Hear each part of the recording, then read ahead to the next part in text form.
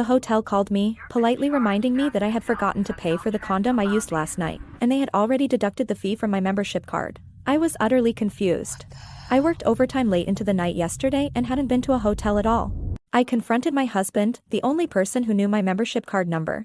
The hotel costs more than $5,000 a night. I would never go there. It must be a system error. Someone must have entered the wrong card number. I'll complain tomorrow. I didn't waste another word on him. The investor of this hotel was my best friend, so I called her directly. Dear, check who Ethan went to the hotel with last night. I'm going to catch him cheating. The excuse my husband made was laughable. As soon as my best friend became the hotel's manager, she contacted me and gave me a lifetime free VIP card as a birthday gift. The card was bound to my identity information. No one else could use it. Are you sure it was me who checked in? Yes, Miss Carter, it was definitely you. I was furious. What's more, when I had mentioned wanting to stay at the hotel before, Ethan had said impatiently, "Why do you have to stay out? I've never seen someone as wasteful as you." But it was a card my best friend gave me. Why couldn't I use it? The angrier I thought about it, the more I drove straight to the hotel. The lobby was packed with guests checking in. I waited nearly half an hour before the front desk was slightly free. Hello, I'm Mrs. Carter who you called this morning. The receptionist looked up at me. Mrs. Carter? You've already gone back to your room? You set do not disturb 10 minutes ago. My face darkened instantly. I trembled with rage. That vixen had even dared to check in under my name. I am the real Hannah Carter! The receptionist looked me up and down impatiently. The real Mrs. Carter came with her husband, Mr. Mars. They used the VIP card. I haven't met Miss Carter in person, but Mr. Mars, a regular guest. This can't be fake. I felt as if I'd been struck by lightning. Just then, the elevator dinged and opened. Chloe stepped out, wearing the latest Chanel suit of the season.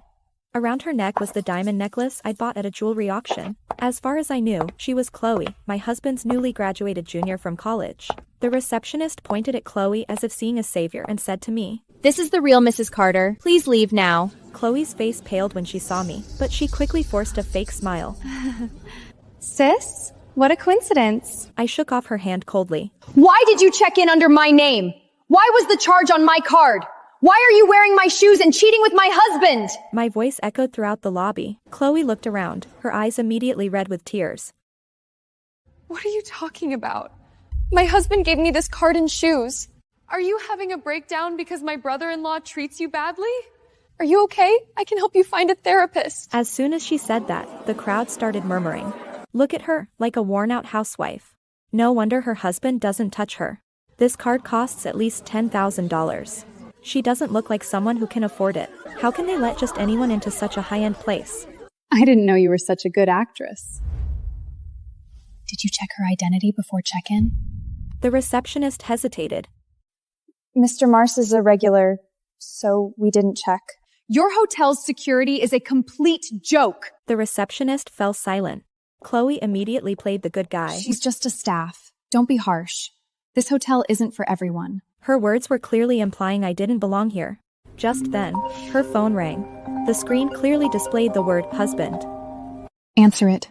Put it on speaker. Chloe answered the call triumphantly. Honey, the crazy woman is bullying me. Which woman dares to hurt you? I'm coming right now! The onlookers looked at me with contempt, and someone even comforted Chloe. Don't pay attention to a lunatic. You should leave before my husband arrives. He has a bad temper. He bought me a $100,000 membership card easily. Ethan arrived faster than I expected. He rushed into the hotel. He shoved me hard, then pulled Chloe tightly into his arms. Don't be afraid, I'm here. Chloe stood on tiptoe, wrapped her arms around his neck, and the two shared a long, wet French kiss. Tell her who I am, honey. He let go of Chloe, walked up to me in a few steps, and slapped me hard across the face. You're Chloe, the rejected intern. You bully my wife because I refused you. I covered my instantly red and burning cheek, staring at him in disbelief. The man in front of me was terrifyingly unfamiliar. Before coming to the hotel, he had acted clueless on the phone, comforting me patiently as usual. So he'd always had two faces. Thinking back, he only lit up at the latest game console I bought him, but scoffed at the research results I poured my heart into, calling them nothing but scrap metal. His care was only ever for my bank card. Perhaps he had never loved me, nor tried to understand the real me. A sense of calm welled up from my heart, overriding all my anger. I lowered my hand from my face, looked straight at him. Repeat your words. Who am I? And who is she? A flash of panic crossed Ethan's eyes, but it was quickly replaced by even more aggressive righteousness. You're crazy! She is my real wife, Hannah! You're almost 40. Have some self-awareness. She looks so desperate. I heard she's a single mom. Murmurs broke out again around us. It seemed Ethan was determined to protect Chloe, even if it meant trampling me into the dirt. But did he think he could alter the truth with just his mouth? I slowly pulled out my household registration book and marriage certificate from my bag. These can prove my identity. Ethan and Chloe's faces froze instantly. Chloe stared at me in disbelief and tugged sharply at Ethan's sleeve. Ethan lunged forward, snatched the documents roughly, and threw them straight out of the hotel's revolving door without even looking. Are you done yet? These are fake! Last time you made a fake ID to annoy me, and now you're trying new tricks? Believe it or not, I'll call the police right now and charge you with harassment and official government documents. The stares of the people around had turned from disdain to disgust, and they all chimed in. Call the police! Hurry up! Hurry up! Call the police! I really admired Ethan's quick reflexes.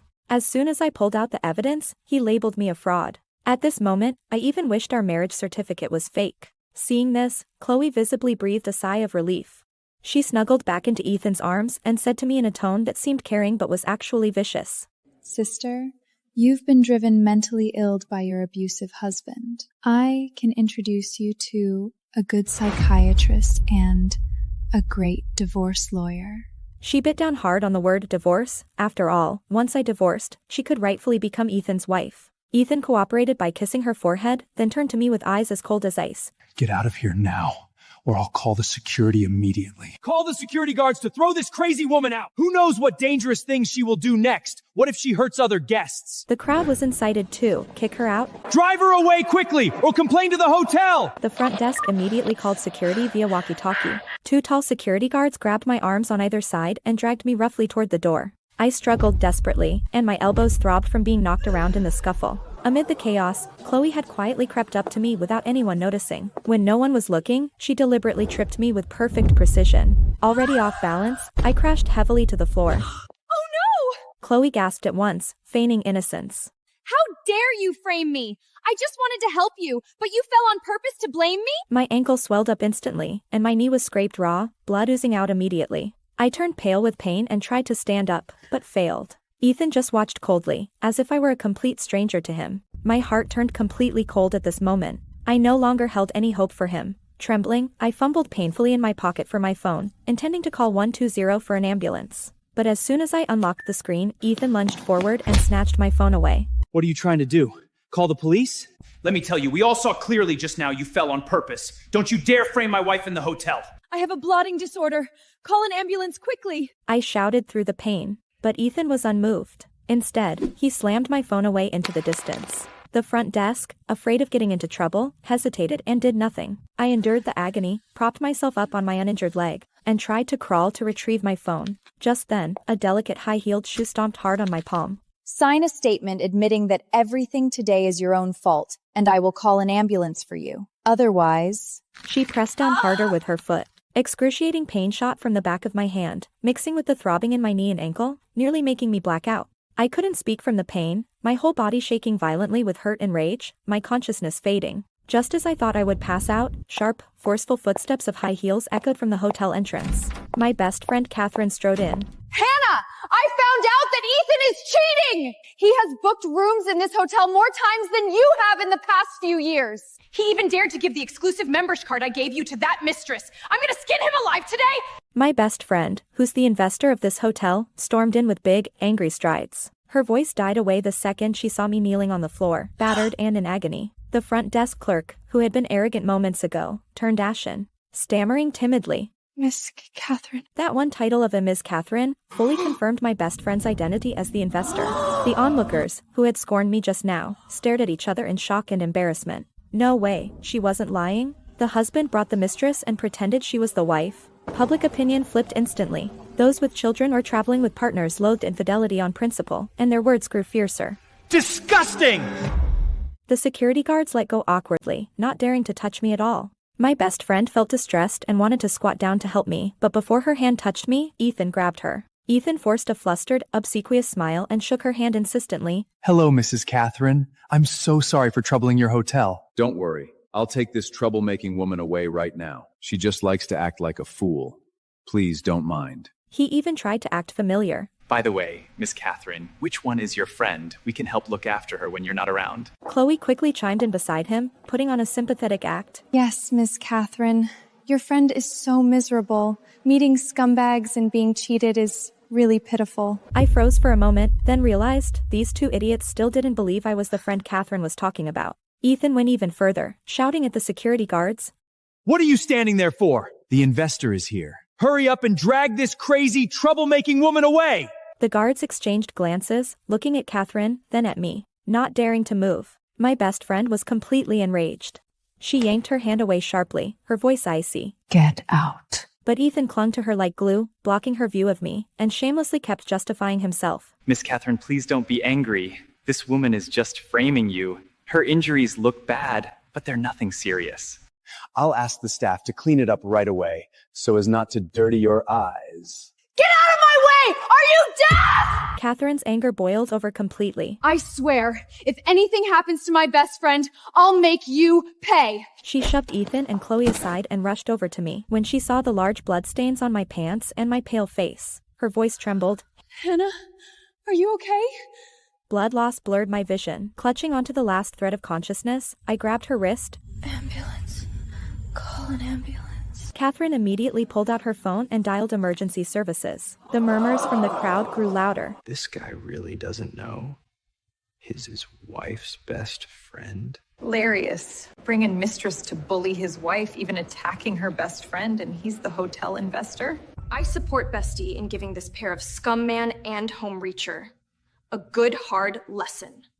They're so disgusting. Ethan's face turned red then pale, yet he still refused to believe what was right in front of him. Chloe tugged at his arm resentfully. Ethan, it's weird. If she's really Catherine's best friend, why don't the hotel staff seem to know her? Catherine's the boss. How wouldn't they recognize her best friend? Seeing the doubt in Ethan's eyes, she pressed on. Besides, I checked Miss Kale's moments last time. Hannah wasn't there at all. Could Hannah have tricked Catherine somehow? Ethan looked at me with suspicion once more. Feeling smugly clever, he said to Catherine. Catherine, you must have been fooled by this woman. She's great at faking vulnerability for sympathy. To sound more convincing, he even pushed Chloe forward. Catherine, this is Ms. Chloe. She's actually the heiress of Carter Group. You must have met her. She can testify you don't know Hannah at all. I froze at his words, and even Catherine laughed in exasperation. Carter Group heiress? I'm the only daughter of Carter. I left home and kept a low profile after falling out with my father over pursuing research. How dare Chloe impersonates me? Oh, she's the Carter heiress? Then why is her last name Faye? Ethan jumped in right away. It's a complicated family situation, so she uses the last name Faye, but Chloe is definitely the Carter heiress. Catherine scoffed, pulled out her phone, called my father on speakerphone right there in front of everyone. Hello, Uncle. I hear you have a new daughter named Chloe, who's Hannah's husband's mistress, bullying Hannah with him. My father's voice, filled with shock and fury, blared through the phone. Catherine, what nonsense are you talking about? I have only one precious daughter, Hannah. No Chloe. Who's spreading lies about my daughter's reputation? Where are you? I'm coming right now. Silence fell over the entire scene. Ethan, who'd been triumphant moments earlier, froze completely. He spun around, grabbed Chloe's arm as she tried to sneak away. Chloe, call your father right now. What is going on? Chloe averted her eyes, stammering. I never said I was the Carter heiress. You assumed it yourself. Ethan was stunned, his face turning as white as a sheet. What? But when I asked about your background, you didn't deny it. You even said you could connect me with Carter Group for a deal. Jeers erupted from the crowd. And I feel cold to the bone. Ethan always thought he got that crucial Carter Group deal thanks to Chloe. He never knew I was the one quietly paving the way for him behind his back. The wail of an ambulance siren drew near. Blood loss made my vision blur and my body grow cold. As I'm lifted onto a stretcher, I stare at the grand crystal chandelier above. This all feels like an absurd nightmare. Ethan tried to rush over to say something. Stay back! But Catherine stopped him with a sharp shout. Before darkness closed in. Hannah, don't be afraid. I'm here. This time, I'll make them pay. The hospital room reeked of antiseptic. The blood transfusion bag dripped fluid slowly into my veins. I stare out on the gray sky, my heart colder than my body. Giving my heart to such a man is the greatest irony of my life. It's not worth grieving over that scumbag, Hannah. You deserve someone better. I forced a faint smile, but before I could speak, the ward door slammed open. Ethan stood in the doorway, his face livid, ready to pick a fight. He strode over to the bed. Hannah, why didn't you tell me your parents run Carter Group earlier? If you had, I'd never have offended Carter Group or Kale Group. Now look, I've been fired from the company. Everything I had is ruined. Are you happy now? I told you. More than once. You just never bothered to listen. You thought my family didn't matter. Ethan, you brought this on yourself. He flew into a hysterical rage. Blame me? If you hadn't spent all your time in the lab turning yourself into a frumpy housewife obsessed with your boring chemicals, would I have done this? You never cared whether I was tired. We had all those resources at home, but you never lifted a finger to help me. Just then, Chloe walked in too, putting on a pitiful look to back him up. Yes, Hannah. Husband and wife are one. Ethan hasn't loved you for a long time. He still wants to stay with you out of responsibility, yet you scheme against him like this. Was it you who got him laid off? You're really too much. Foolish Ethan was easily persuaded by her few sweet words. He found false courage and stared at me with even more malice in his eyes. I looked at this dramatic pair with disdain. Didn't I help you? I let out a cold laugh. Do you think your small company got in touch with the Carter Group back then by your own ability? Or did you rely on Chloe's fake identity as the Carter's daughter? Ethan, the resources you stole from me have fed you and emboldened your greed and audacity. Ethan's face turned pale, and he was lost for words. I pressed him further, my voice trembling with suppressed emotion. You keep saying you stay with me out of responsibility, then why did you cheat? How could you let others call me crazy and assault me, your legal wife? Ethan, you ruined your own bright future with your own hands. I had already prepared documents to promote you to deputy company manager. Now, you don't deserve it. No one hit you! You fell down by yourself! Chloe shrieked in defense. Yeah, Hannah, don't be so delicate. Ethan echoed weakly, lacking all conviction. Delicate? I stared at him, filled with endless sorrow. You've always known I have a blood clotting disorder. Even a small cut from chopping vegetables makes me bleed nonstop. I lost so much blood this time, yet you call me delicate? I took a deep breath, holding back the tears welling up in my eyes, and suddenly laughed. Do you know what I'm most grateful for now? That we have no children. Otherwise, the child would be so pitiful. I didn't mean it. Ethan tried to make a feeble excuse. Whether you meant it or not no longer matters. Catherine said coldly. I found something interesting. Ethan, the luxury gifts you gave Chloe over the years are worth far more than your legal income. Many of them were gifts given to Hannah by her father and me, which you stole to give to Chloe to gain her favor. Staring at the clear transfer records on the screen, I looked at Ethan in shock.